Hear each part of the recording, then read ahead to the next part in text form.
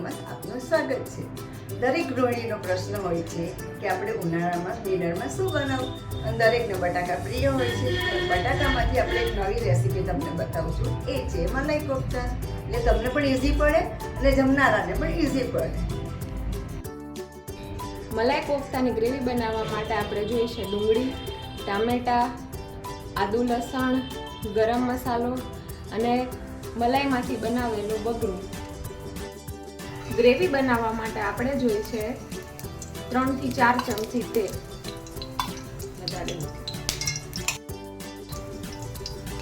હવે 1 બાય 1 મસાલા નાખીશું। હળદર, મરચું, કાશ્મીરી મરચું અને થોડું ધાણા જીરું તથા ગરમ મસાલો।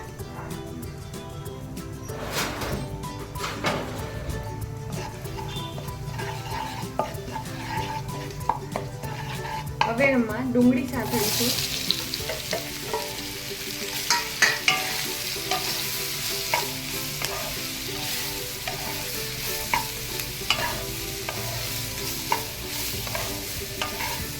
ડુંગળી ગોલ્ડન બ્રાઉન થાય ત્યાં સુધી સાંતળીશું। હવે તમે જોઈ શકો છો કે ટામેટા ગળી ગયા છે। હવે આપણે એમાં એડ કરીશું મલાઈમાંથી બનાવેલું બગરું।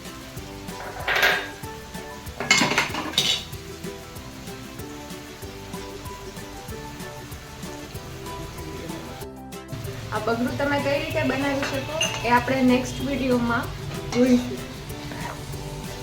હવે આપણે એમાં એડ કરીશું તજ લવિંગનો ભૂકો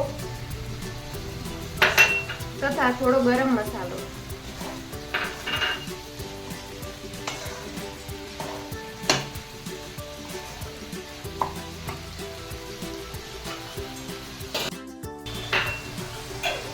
હવે આને 5 મિનિટ સાંતળીશું ધીમી ફ્લેમ પર। હવે કોફતાનું સ્ટફિંગ બનાવવા માટે 150 ગ્રામ પનીરને ગ્રેટ કરી તેની અંદર રેડ ચીલી ફ્લેક્સ, ઓરેગાનો, કોથમીર તથા સ્વાદ અનુસાર મીઠું એડ કરી આ રીતે મિક્સ કરી લો।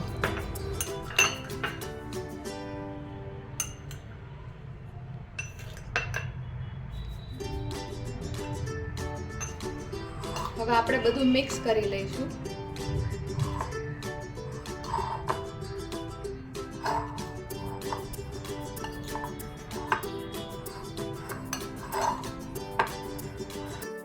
હવે કોફતા બનાવવા માટે જોઈશે 500 ગ્રામ બટેટા જેને મેશ કરી દીધા છે, બ્રેડ ક્રમ્સ, ધાણા જીરું, હળદર તથા સ્વાદ અનુસાર મીઠું। હવે આપણે બટેટામાં એડ કરીશું બ્રેડ ક્રમ્સ,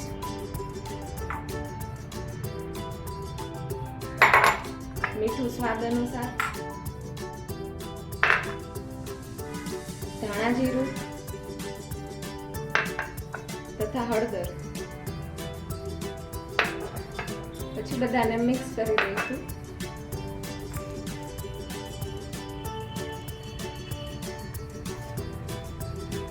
આ રીતે આપણે બટેટાનો માવો તૈયાર કરીશું।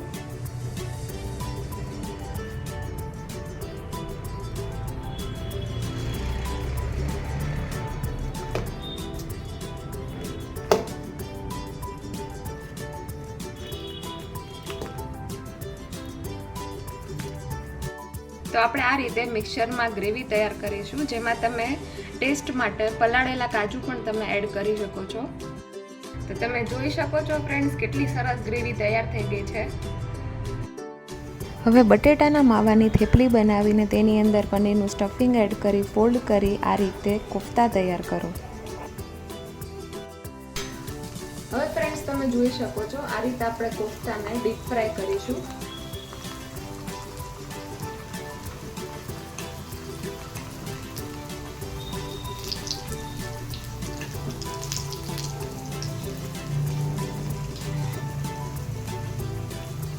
કોફતા ગોલ્ડન બ્રાઉન થાય ત્યાં સુધી આપણે તળીશું।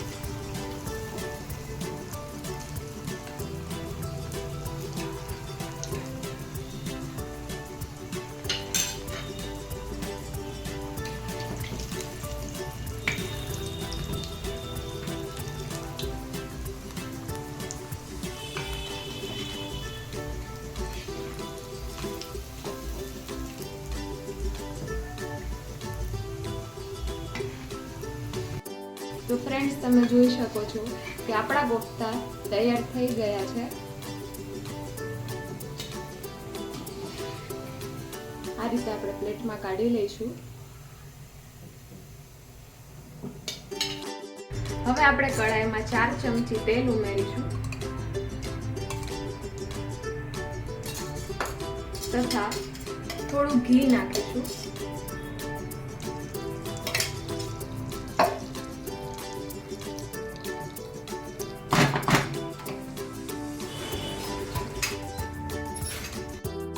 હવે તેલ ગરમ થાય એટલે આપણે એમાં જીરું ઉમેરીશું,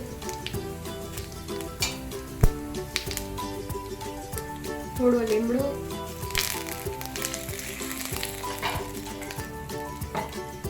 હળદર,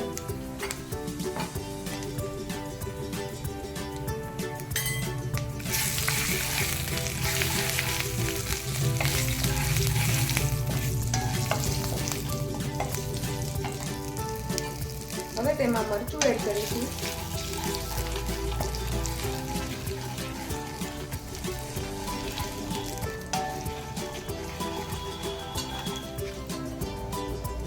ત્યારબાદ ધાણા જીરું,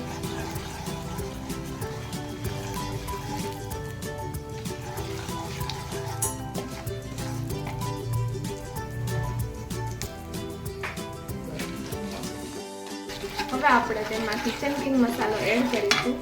ત્યારબાદ તૈયાર કરેલી ગ્રેવી તેમાં એડ કરીશું.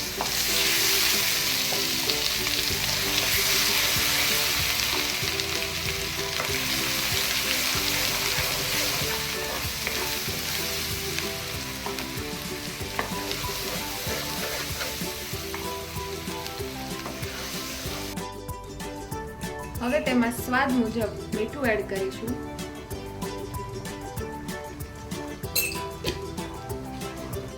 હવે થોડું પાણી એડ કરીને આપણે તેને ધીમા તાપે ઉકળવા દઈશું.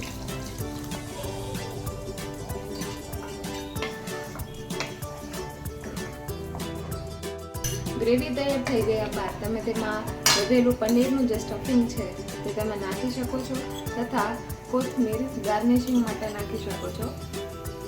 તો આ રીતે તમે જોઈ શકો છો આપણી મલાઈ કોફતાની ગ્રેવી તૈયાર થઈ ગઈ છે. હવે આ રીતે ગરમા ગરમ ગ્રેવી તમે કોફતાની ઉપર નાખી અને તમે સર્વ કરી શકો છો. અને એની ઉપર ગાર્નિશિંગ માટે મલાઈ કે જેના વગર મલાઈ કોફતા અધૂરા છે તે તમે એડ કરી અને સરસ રીતે તમે સર્વ કરી શકો છો.